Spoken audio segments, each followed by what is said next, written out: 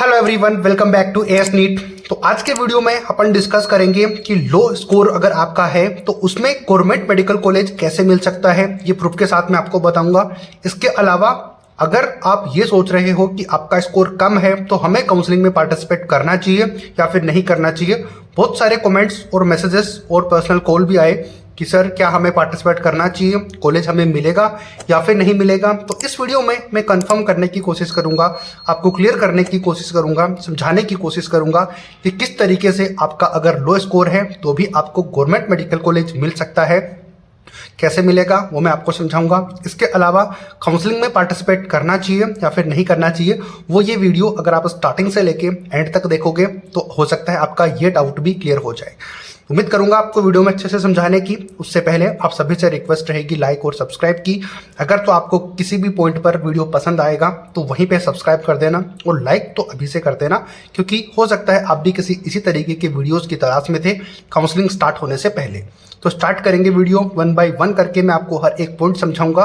तो उम्मीद करता हूं कि आप लाइक और सब्सक्राइब करोगे, उतना ही वीडियो को शेयर भी करोगे ताकि इन्फॉर्मेशन सभी को पता चल पाए और किस तरीके से चीज़ें होती हैं वो भी आपको एक समझ में आए काउंसलिंग के बारे में। तो स्टार्ट करेंगे, लाइक और सब्सक्राइब कर देना। काउंसलिंग के उस प्रोसेस को समझने से पहले ये यूपी स्टेट ने एक नोटिस रिलीज किया है नीट 2024 काउंसलिंग के लिए, जिसमें कि उन्होंने बताया है कि लास्ट राउंड में जिनको कॉलेज मिल जाती है या फिर लास्ट राउंड या ऐसा भी नहीं समझ सकते, तो अगर जिन्होंने ज्वाइन नहीं किया था कॉलेज, जिनको अलॉट हो गया था, तो वो काउंसलिंग में पार्टिसिपेट नहीं कर पाएंगे। ये नोटिस उन्होंने डाला था पिछले साल के स्टूडेंट के लिए। उन्होंने टोटल नंबर ऑफ 25 स्टूडेंट्स ऐसे थे जिनकी लिस्ट पब्लिश की है, वो लिस्ट मैं आपको दिखाऊंगा, जिसमें कि टोटल 17 स्टूडेंट थे जो कि एमबीबीएस कोर्स था, उनको मिली थी बट उन्होंने छोड़ दी। इसके अलावा कुछ स्टूडेंट्स थे जिनको की बीडीएस सीट मिली थी, उनको भी उसने छोड़ दिया था। तो इसके बारे में डिस्कस करेंगे, लेकिन ये नोटिस आपको स्क्रीन के ऊपर दिखा होगा, जिसमें अभी साफ साफ बोला है यूपी स्टेट की गवर्नमेंट ने कि अगर तो आप बीच में कोर्स छोड़ते हो या फिर लीव करते हो किसी भी कोर्स में, या एमबीबीएस या फिर बीडीएस कोई भी हो, तो फिर आप नेक्स्ट ईयर की काउंसलिंग में पार्टिसिपेट नहीं कर पाएंगे, एटलीस्ट यूपी स्टेट के अंदर। तो इस बात से क्या कंक्लूजन निकलता है, क्या इससे इफेक्ट होगा, वो मैं आपको बताता हूं। तो ये नोटिस आपको समझ में आ गया होगा। अब इस नोटिस से अपन क्या समझने की कोशिश करेंगे वो मैं आपको बताता हूं एक बार, कि किस तरीके से लो स्कोर पर आपको गवर्नमेंट कॉलेज मिल सकती है। तो अभी लाइक नहीं किया है और अगर आप हमारी काउंसलिंग में पार्टिसिपेट करना चाहते हो तो 6376719190 पे कॉल कर सकते हो। आपके थोड़े से चार्जेस लगेंगे, लेकिन आपकी काउंसलिंग अच्छी तरीके से मैनेज हो सकती है। वो एग्जांपल आपको मैं इस वीडियो में दे ही रहा हूँगा, तो उससे आपको समझ में आएगा कि किस तरीके से चीज़ें होती हैं। तो लाइक और सब्सक्राइब तो आपने कर ही दिया होगा, बाकी आप कॉल करके हमें इंफॉर्मेशन ले सकते हो हमसे, अपना अपना रैंक, अपना स्कोर, अपनी कैटेगरी, अपना स्टेट हमें कमेंट करके आप पूछ सकते हो कि आपको कॉलेज मिलेगा या फिर नहीं, और किस तरीके से हमें क्या चीज़ें करनी होंगी। तो अभी बात करते हैं 1 बाय 1 करके कि लो कट ऑफ पे एडमिशन कैसे हो सकता है। तो जिन स्टूडेंट्स को अभी यूपी स्टेट ने डिबार्ड किया है, यानी कि इस साल जो काउंसलिंग में पार्टिसिपेट नहीं कर सकते, उनके नाम, उनके रोल नंबर 2023 के जो भी थे वो आपको स्क्रीन के ऊपर मैं दिखाता रहूंगा। लेकिन जिन बच्चों का कॉलेज अलॉट हुआ था लास्ट राउंड में लेकिन उन्होंने ज्वाइन नहीं किया, तो उसमें से सबसे पहला जो मेडिकल कॉलेज आता है वो है Rajshree medical research institute Bareilly के अंदर। ये एक प्राइवेट कॉलेज है हालांकि, लेकिन जो मैं बताना चाह रहा हूँ वो आप जरूर समझना। तो इसमें लास्ट रैंक थी 97,786 रैंक के ऊपर एडमिशन मिला था। एक और बच्चा है जिसको कि एमबीबीएस कोर्स ही मिला था, यानी कि अलॉटेड कोर्स एमबीबीएस ही था। इन तीनों को क्योंकि 3 बार ये कॉलेज का नाम नोट करना पड़ता, तो मैं एक ही बार नाम नोट करके कि जिस रैंक पे इसको एडमिशन मिला था, लास्ट राउंड की मैं बात कर रहा हूँ, तो आपको समझ में आ जाएगा। तो फर्स्ट जो स्टूडेंट था उसकी रैंक थी 97,786, दूसरा था 1,15,669 और एक स्टूडेंट था जिसकी थी 96,111। तो इस रैंक के ऊपर ये कॉलेज अलॉट हुआ था जो कि प्राइवेट का था। ठीक है, नेक्स्ट बात करते हैं, ध्यान से सुनते रहना सारी बातों को। दूसरा मेडिकल कॉलेज है career institute of medical sciences Lucknow. Screen के ऊपर आपको ये चीज़ें दिखती रहेंगी, तो आप इनको चेक कर लेना, बट इससे मैं क्या बताना चाह रहा हूँ वो आप जरूर समझना। तो करियर इंस्टीट्यूट में जिन बच्चों की रैंक के ऊपर एडमिशन हुआ था, ऑब्वियसली ये एक प्राइवेट कॉलेज है, लेकिन 5,68,527 रैंक के ऊपर और 2,32,385, 1,83,009, यानी कि यहाँ पर थोड़ा सा नोट करने में मिस्टेक हो गई। यहाँ पर 3908 रैंक के ऊपर एडमिशन मिला था एमबीबीएस कैटेगरी के अंदर। तो यहाँ पर थोड़ी सी मिस्टेक हो गई, इसलिए थोड़ा सा रुकने का मैं देख रहा था कि इतनी ज़्यादा रैंक कैसे हो सकती है। तो आप ये समझ लेना कि 1,83,908 थी, ये 9 बीच में गलत है। ठीक है, तो इन 3 रैंक तक के स्टूडेंट्स को लास्ट राउंड में कॉलेज अलॉट हुआ था। हालांकि इन्होंने एडमिशन नहीं लिया, तो इनकी जो सिक्योरिटी अमाउंट तो फॉरफिट हो गया है, यानी कि इनको वापस नहीं होगा, वो चला गया है। इसके अलावा ये इस साल काउंसलिंग में पार्टिसिपेट भी नहीं कर पाएंगे, ये भी लॉस हुआ है। तो अगर आप ऐसा करते हो तो आप ये बिल्कुल भी मत करना। अब बात जो है, अब मैं समझाऊंगा आगे आपको। तो एफएस मेडिकल कॉलेज जो है आगरा के अंदर, ये भी एक प्राइवेट कॉलेज है। तो 4,54,002 रैंक के ऊपर और 4,87,175 रैंक के ऊपर ये कॉलेज लास्ट ईयर तक अलॉट हुआ था, जो कि एमबीबीएस कॉलेज यही है और यहाँ जो है अलॉट हुआ था एमबीबीएस कोर्स इस रैंक के ऊपर। ये बात थी। अब नेक्स्ट बात करते हैं। अब बीच के मेडिकल कॉलेज हैं वो मैंने स्किप कर दिए हैं। वो क्यों? क्योंकि मैं समझाना जो चाह रहा हूँ, यहाँ पर देखो, ऑटोनोमस मेडिकल कॉलेज हरदोई के अंदर ये एक गवर्नमेंट मेडिकल कॉलेज है और यहाँ पर बच्चे का एडमिशन हुआ था जिसकी रैंक थी 18,728 और एमबीबीएस कोर्स इसको अलॉट हुआ था।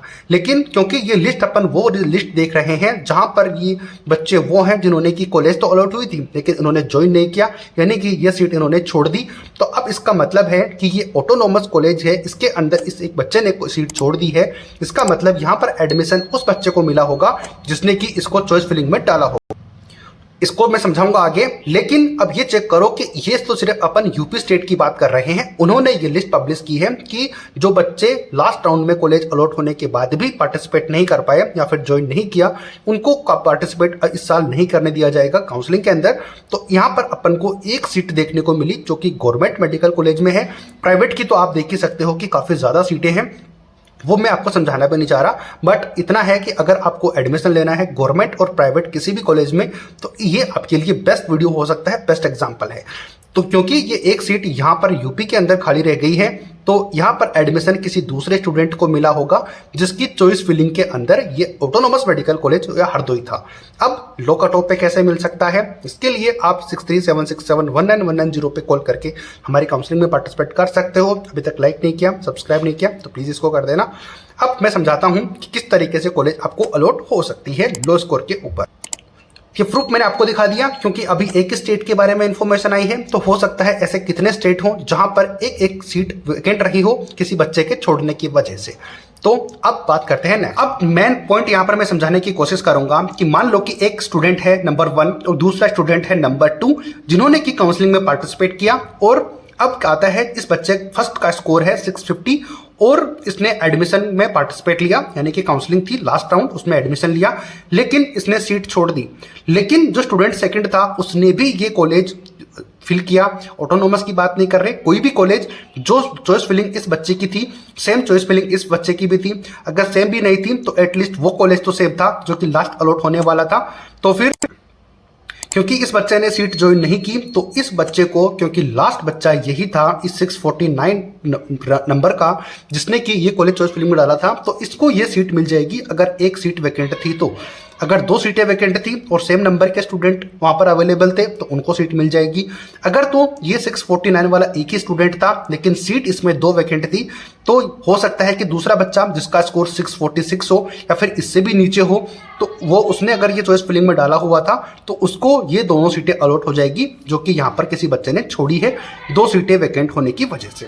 ये आपको समझ आ गया होगा। एक और एग्जाम्पल से समझते हैं कि मान लो कि इस बच्चे ने भी सेम चॉइस फिलिंग की है, इस बच्चे ने भी और स्टूडेंट नंबर 2 ने भी, लेकिन इसका स्कोर है 651 और इसका स्कोर था 648। क्योंकि इसको ये उम्मीद थी कि मुझे सीट मिल सकती है तो इसने काउंसलिंग में पार्टिसिपेट किया।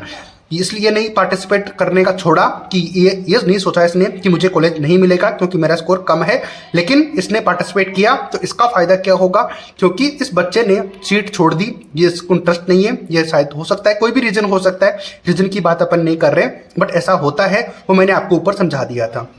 अब क्योंकि बच्चे का स्कोर 648 था, लास्ट चॉइस फिलिंग इसी की थी, क्योंकि हो सकता है कि 649 वाले बच्चे ने ये सोचा होगा कि मुझे तो कॉलेज मिलेगा ही नहीं क्योंकि मेरा स्कोर तो लो है। लेकिन इस बच्चे ने ये नहीं सोचा, लेकिन इसने पार्टिसिपेट किया काउंसलिंग में और इतने स्कोर थे, क्योंकि इस बच्चे ने सीट छोड़ दी तो ये सीट मिल जाएगी इस बच्चे को।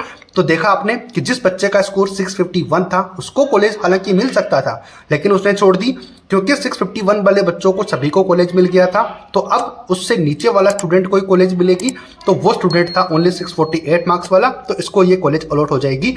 रादर देन 651 वाले बच्चे को कॉलेज मिलने के 648 वाले को भी मिल गई, और 649 वाले के बजाय 648 वाले को बच्चे को मिल गई।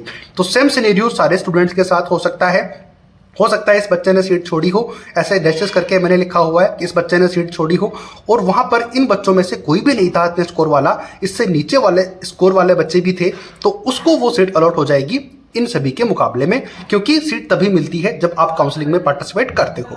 तो इसका भी जवाब आपको मिल गया होगा, आंसर मिल गया होगा कि कम स्कोर पे हम काउंसलिंग में पार्टिसिपेट करें या फिर नहीं करें, और जो बॉर्डर लाइन वाले हैं वो भी ये सोच रहे होंगे कि काउंसलिंग में पार्टिसिपेट करें या फिर नहीं करें। तो इसका आंसर आपको मिल गया होगा। इसके अलावा लो स्कोर पे कैसे कॉलेज मिल सकता है वो भी आपको समझ में आ गया होगा। एग्जाम्पल से मैंने आपको समझा दिया गवर्नमेंट कॉलेज किस तरीके से मिल सकती है लास्ट राउंड के अंदर भी, और प्राइवेट कॉलेज तो आप इजीली ले ही सकते हो। उसके लिए काउंसलिंग में अच्छे से पार्टिसिपेट करने के लिए आप 6376719190 पे कॉल कर सकते हो हमें, और हम आपकी काउंसलिंग अच्छे से मैनेज कर सकते हैं। चार्जेस आपके होंगे, लेकिन हो सकता है कि आपको कॉलेज इस साल मिल जाए, क्योंकि सिनेरियो मैंने आपको समझा दिया है। मैं Ajay Sharma S NEET YouTube channel के थ्रू आपको अपडेट दे रहा था। उम्मीद करता हूं कि मैंने ये पॉइंट आपको क्लियर तरीके से समझाने में कामयाब रहा। अगर अच्छा लगा आपको सब्सक्राइब कर देना चैनल को, अभी तक लाइक नहीं किया तो वो भी कर देना, और एटलीस्ट 3 लोगों को जरूर वीडियो को शेयर करना, और उनको किसी 2 को बोलना कि चैनल को सब्सक्राइब करें, ताकि अपना चैनल थोड़ा सा ग्रो हो पाए और हम इसी तरीके से इन्फॉर्मेशन आपको दे के ये समझा पाएँ कि किस तरीके से चीज़ें होती हैं। मिलते हैं नए अपडेट नई वीडियो के साथ। जय हिंद, जय भारत।